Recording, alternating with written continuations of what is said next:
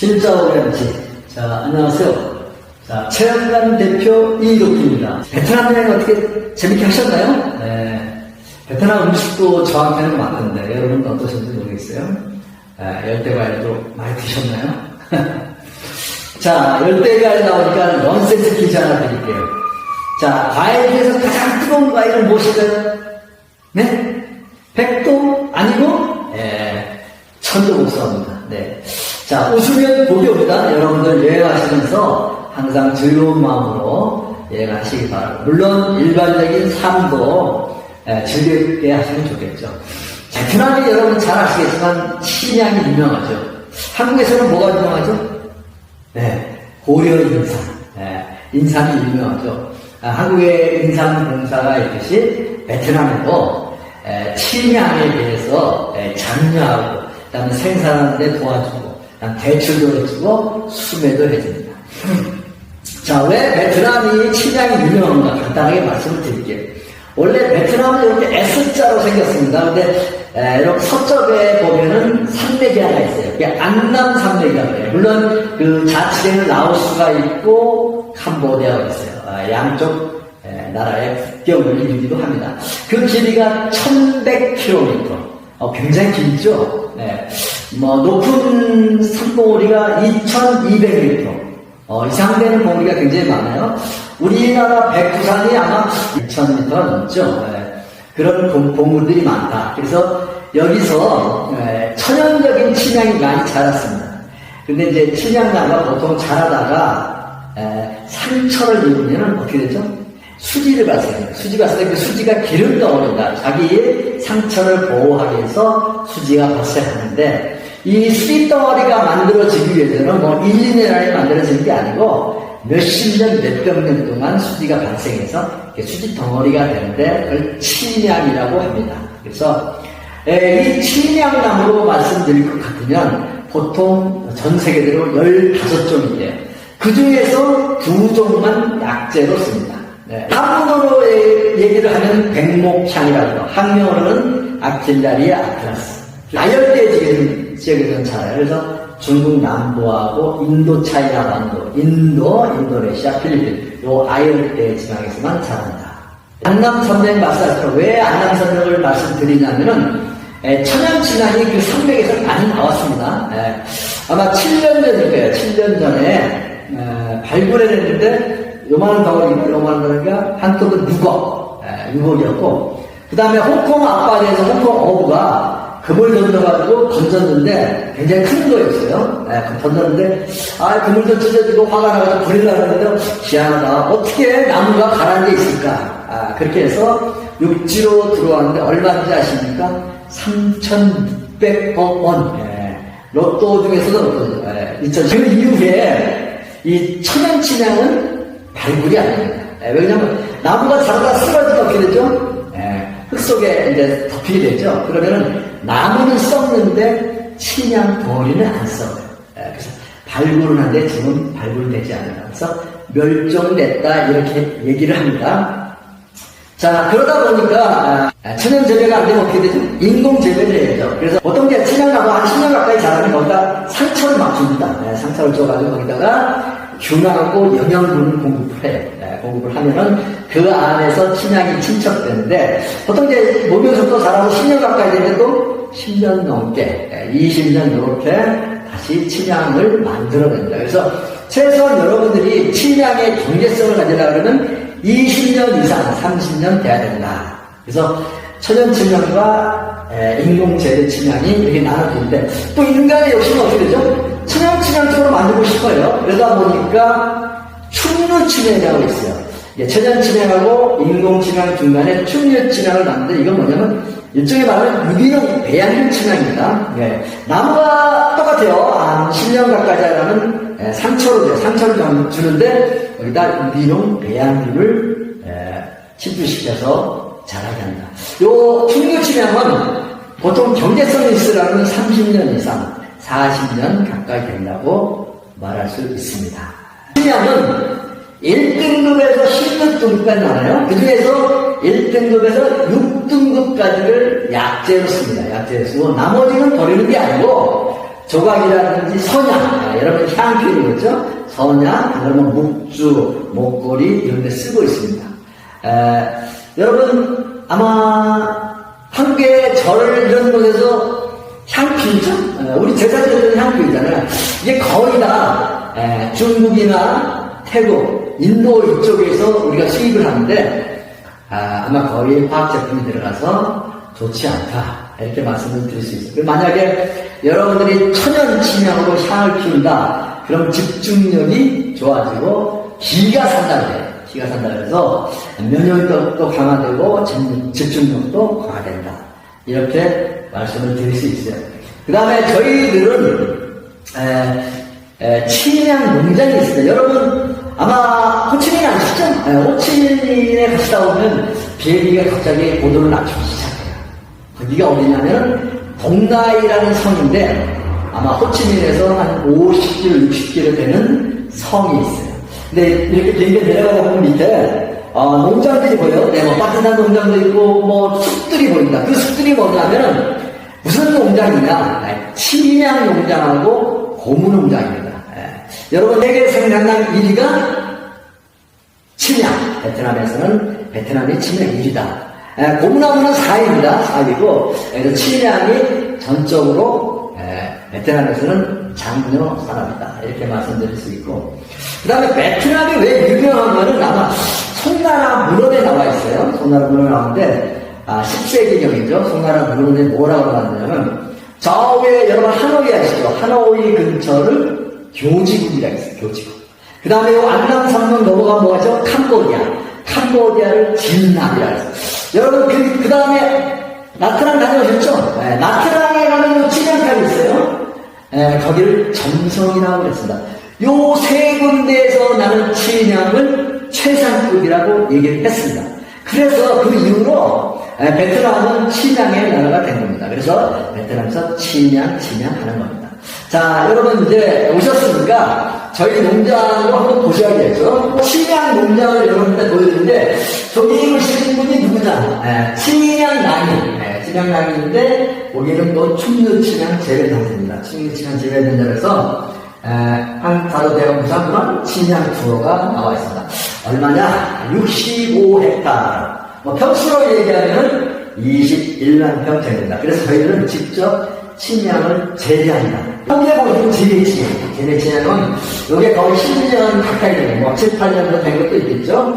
이렇게 꽂아가지고 영양분을 공급합니다. 영양분을 공급하면 그 안에서 침향 덩어리가 생기게 되는데 아까 말씀드렸죠. 보통 10년 이상, 20년 동안 그 안에서 침향 덩어리가 만들어진다. 그래서 나중에 벌목을 할 때 감별사들이 가가지고 침향나를 벌목을 해서 나옵니다. 그래서 이 벌목을 해도 그 안에 침향덩어리가 보통 몇 킬로냐?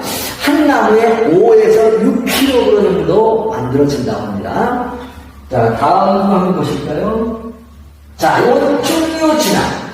자, 이렇게 보시면 물론 이제 여기도 유기농 배양기를 넣습니다. 그러면은 저렇게 구멍이 뚫려 있으면 유기농 배양기를 넣은 상태에서 벌레나 개미가 들어가서 자연적으로 자극을 주는 거예요. 그러다 보니까 침향이 어떻게 되죠? 침향 때문에 침착할 때 시간이 많이 걸려요. 그래서 유기농이다 보니까 이게 뭐예요? 달팽이라든지 이렇게 벌레들이 와도 이상이 없다. 그래서 유기농 침향이 물론 이제 충류 침향이 조금 더 비쌉니다. 효능도 물론 좋겠죠. 자, 여기에 여러분들 보시면은 저 위에 있는 나무 하나가 재배침향이에요. 그다음에 요 밑에 있는 나무들이 충류침향인데 뭐가 좀 다르죠? 구멍. 이렇게 구멍을 파는데 이 재배침향 구멍이 다 나 있어요. 근데 충류침향은 안 보인다. 구멍이. 왜냐하면 밑에서도 점점 메꿔서 오기 때문에 침향이 침착이 돼서 메껴와서 구멍이 안 보인다. 그래서 비교를 하기 위해서 이렇게 재배침향하고 충류침향을 사진을 여러분들한테 보여드립니다. 자, 요거는 뭐냐면은 여러분 침향을 베트남 어떻게 했죠? 액기스. 침향 액을 만들어요. 액을 만드는데 어떤 방법으로 만드냐면은 아까도 제가 말씀드렸죠. 침향 하나에 침향 덩어리가 5에서 6kg 정도 나오는데 한 덩어리만 일부러 조각칼로 막 깎아가지고 침향 덩어리가 나오잖아요. 그걸 다시 분말을 만들어서 저 안에서 48시간 동안 숙성을 시킵니다. 그 다음에 어떤 방법으로 하느냐? 여러분, 안동소주 아세요? 안동소주 어떻게 증류로 찌겨넣게 돼요. 증류수가 생겨서 다시 그거를 냉각시키면 어떻게 증류수가 만들어지죠. 그게 안동소주입니다. 마찬가지예요. 저것도 증류를 시켜서 냉각시키면 증류수가 떨어지는데, 증류수 위에 기름덩어리, 그걸 원액, 침향액이라고 합니다. 그래서 그게 여러분 70kg의 침향덩어리를 증류시킬 때 침향액이 얼마나 나나 주사바는 하나 10cc 알죠? 10cc 정도분이 안 나온다. 원액이. 그 10cc가 얼마냐? 달러로 2만 불 합니다. 자, 요게 1.5mg로 하는데 요게 3,000불입니다. 3,000원에. 물론 여기 3mg도 있어요. 원액도 저희들이 보유하고 있다. 이렇게 생각하시면 돼요. 자, 그 다음에 이제 충격치마는, 요거는 여러분 재래치명이에요. 이 캡슐로 나오는, 여러분 프리미엄 아가골드 플러스라고 아마 생소하지 않을까. 나오는 2024년도에 새 제품입니다. 새 제품이고, 그 다음에 요거는 뭐냐면, 충격치마에다가, 여러분, 꿀하면 뭐죠? 목청 석청이죠. 베트남은 목청이 유명합니다. 목청을 섞어서 만든 약청이라고 해요. 약청. 그래서 목청하고 신약을 섞어서 나온 겁니다. 나온 거고. 자, 그러면 목청 얘기하면 목청은 어떤 방법으로 만들어지느냐?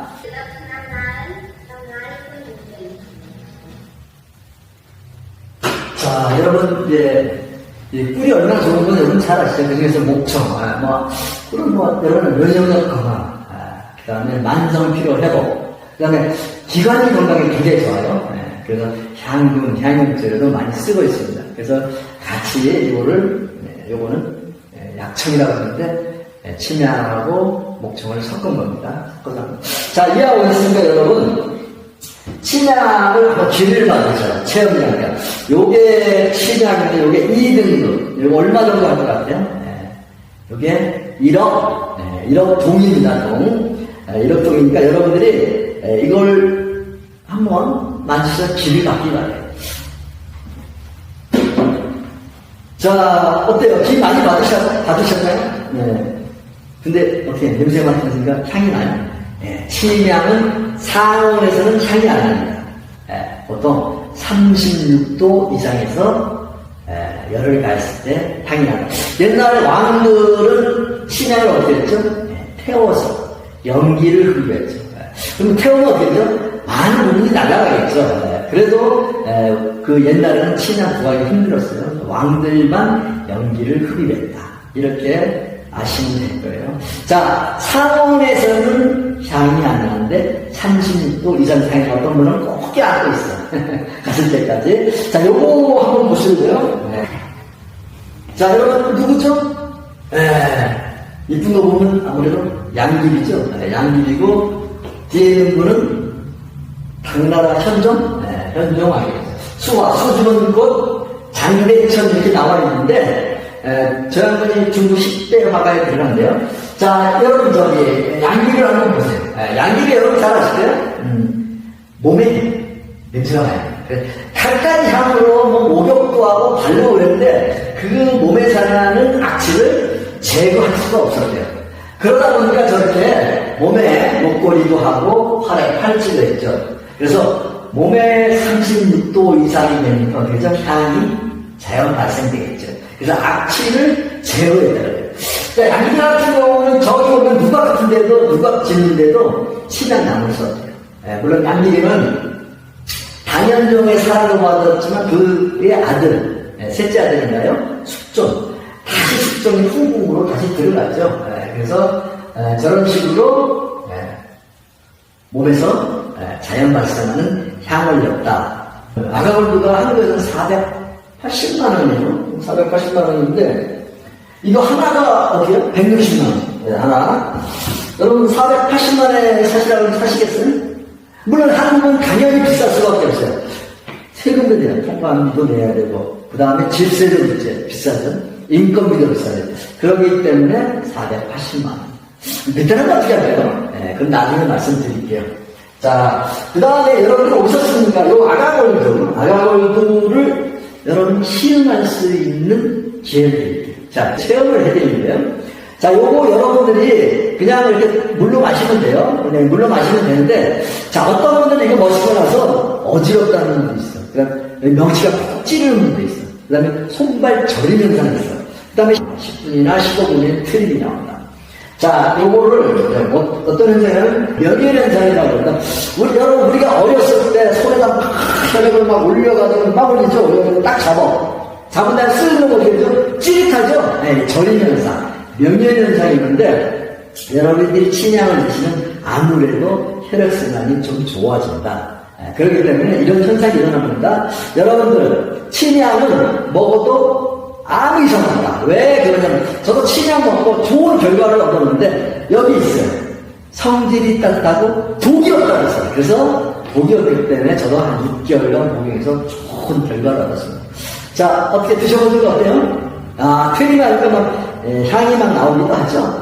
여러분들이 침향을 드시면 뭐가 좋아요? 기를 잘 통하게 해준다. 이렇게 얘기해요.